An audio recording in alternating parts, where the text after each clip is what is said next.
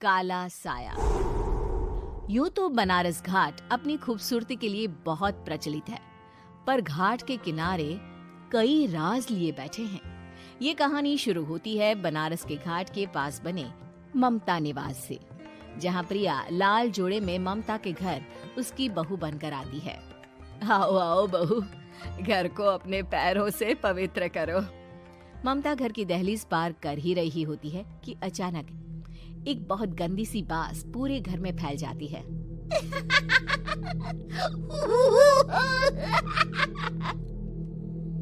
ये बदबू और ये आवाजें, ये कौन हंस रहा है माँ?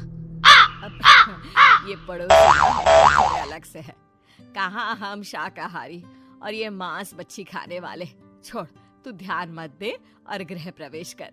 और हाँ बहू, अपनी सास की एक बात हमेशा याद रखना, इन पड़ोसियों से तो कभी बात नहीं करेगी। अच्छे लोग नहीं है ये। अपनी सास की ये बात मानेगी ना बेटा? हाँ माँ, जो आपकी मर्जी, मैं उनसे बात नहीं करूंगी। अगले दिन प्रिया अपनी पहली रसोई बनाने रसोई घर में जाती है। ये छोटी बात तो नाक में जा रही है। एक काम करती हूँ, खिड़की खोल देती हूँ। प्रिया खिड़की खोलने जाती है। इतने जाले, लगता है इस खिड़की को कभी खोला ही नहीं गया। पर ऐसा क्यों? ओह, नॉन वेज की स्मेल आती होगी ना। 2 मिनट के लिए खोल लेती हूँ, फिर बंद कर दूंगी। प्रिया खिड़की खोलती है। खिड़की खोलते ही उसकी नजर सामने वाले घर की खिड़की पर पड़ती है, जहाँ एक लड़की खड़ी होती है। हाथों में मेहंदी, लाल रंग की साड़ी, बिल्कुल सजी धजी, मानो प्रिया की तरह ही वो भी नई नवेली बहू हो। वो प्रिया को देखकर मुस्कुराती है। हे भगवान, माँ ने तो इनसे बात करने को मना किया था। प्रिया फौरन ही खिड़की बंद कर देती है और तवे पर चढ़े रोटी की ओर देखने लगती है, पर वहाँ रोटी न होकर मछली पड़ी होती है। ये क्या? पहली ही रसोई में इतनी बड़ी गलती! हे भगवान, अब मैं क्या करूं? प्रिया बहुत डर जाती है और फौरन रसोई की सफाई करने और फिर सभी के लिए खाना बनाने लग जाती है। जब वो सबको खाना परोसती है, सब तो ठीक है, मैं बेकार में चिंता कर रही थी। हे भगवान, ऐसे ही बस अपनी कृपा बनाए रखना। रात के वक्त जब सब सो रहे होते हैं, तब प्रिया को पायल की आवाज सुनाई देती है, जिससे उसकी आंख खुल जाती है। ये पायल की आवाज कहाँ से आ रही है? प्रिया उठकर उस आवाज के पीछे छत की सीढ़ियों तक जाती है। तभी उसे बच्चे के रोने की आवाज आती है। प्रिया छत पर जाती है तो क्या देखती है? वही लाल साड़ी वाली लड़की अपनी गोद में एक नवजात बच्चे को घुमा घुमा कर सुला रही है। तभी प्रिया की नजर उसके पेट पर पड़ती है। ओह गॉड, ये तो प्रेग्नेंट भी है। सुनिए, बच्चा सो नहीं रहा है क्या? मैं कुछ मदद करूं? नहीं नहीं, आपके घर वालों को अच्छा नहीं लगेगा, मैं संभाल लूंगी। स्नेहा की गोद से बच्चा हाथ मारकर प्रिया की गोद में आने को छटपटाने लगता है। दोनों घर अगल बगल में बने होने के कारण प्रिया उस बच्चे को गोद में ले लेती है। प्रिया के पास आते ही वो सो जाता है। बच्चे का वो स्पर्श रात भर प्रिया भूल नहीं पाती और अगली सुबह वो छत पर कपड़े सुखा रही होती है। तभी उसे एक औरत इशारा करके बुलाती है। स्नेहा कह रही थी बाबू तुम्हारी गोद में आते ही सो गया। मैं गौरी, स्नेहा की माँ हूँ। बहू, घर आना, बाबू को खिला भी लेना। शाम को जब घर पर कोई नहीं रहता, बच्चे से मिलने के लिए प्रिया छिपकर अपनी पड़ोसन के घर चली जाती है और कुछ देर बच्चे को खिलाकर वापस लौट आती है। इसके कुछ दिन बाद ही प्रिया को पता चलता है कि वो माँ बनने वाली है। ममता की खुशी का ठिकाना नहीं रहता।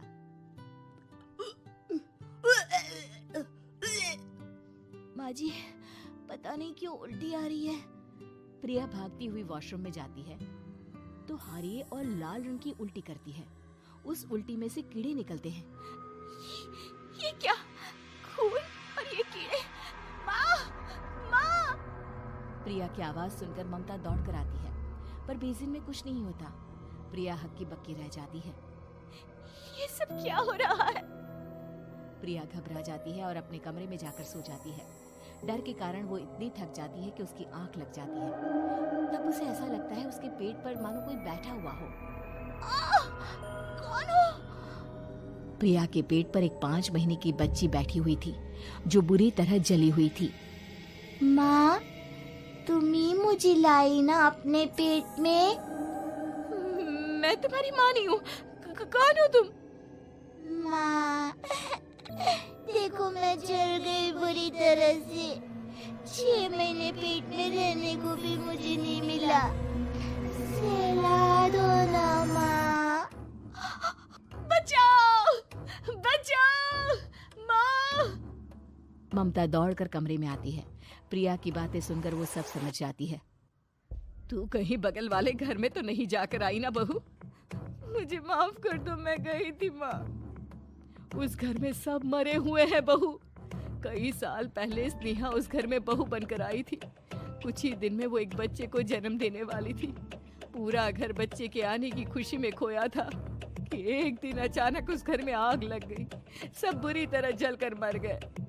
गौरी आज भी दादी बनने का इंतजार कर रही है और इसीलिए स्नेहा ने अपना अजन्मा बच्चा तुम्हारी कोख में डाल दिया। ममता ये कह रही होती है कि पीछे से उसके पैरों को एक बच्चा पकड़ लेता है। दादी, दादी। माँ, स्नेहा की गोद में यही बच्चा था। ये बच्चा कौन है फिर? तेरी मौत है। तेरी भी दादी। जिस चीज का ममता को डर था वही हो गया। ममता निवास के ऊपर मौत ने चादर बिछा दी थी। प्रिया का पेट ऐसे बढ़ जाता है मानो 9 महीने का हो। 2 हाथ उसके पेट से बाहर निकलते हैं। बहू, संतोष को फोन कर, किसी पंडित जी को बुला बहू। प्रिया का पति भागता हुआ घर आता है। ये तो होना ही था माँ। तेरा पाप तेरे सामने आ गया तो तू सह नहीं पा रही है। स्नेहा घर में आग लगी नहीं थी, माँ ने लगाई थी, प्रॉपर्टी की लालच में। और वो बच्चा मेरी पहली पत्नी का बच्चा है, मेरा बेटा, जो कि उस आग की चपेट का शिकार हो गया था। मैंने तुमसे ये सब माँ के कहने पर छुपाया था। मुझे माफ कर दो प्रिया। तुम अगर चाहो तो यहाँ से जा सकती हो। मैं तुम्हें किसी भी बंधन में रखना नहीं चाहता। मेरी शादी हुई है आपसे, मैं आपको छोड़ नहीं सकती, पर उससे पहले हमें स्नेहा, उसकी माँ और बच्चे की आत्मा की शांति करवानी होगी। संतोष और ममता गौरी के घर जाते हैं। अंदर सब कुछ जला हुआ होता है। जमीन पर जली हुई लाशें बिखरी हुई थी। ममता रो रो कर अपने करने की माफी गौरी से मांगती है। प्रिया स्नेहा के घर वालों का अंतिम संस्कार करवा देती है और ममता निवास फिर से आत्माओं के साए से मुक्त हो जाता है।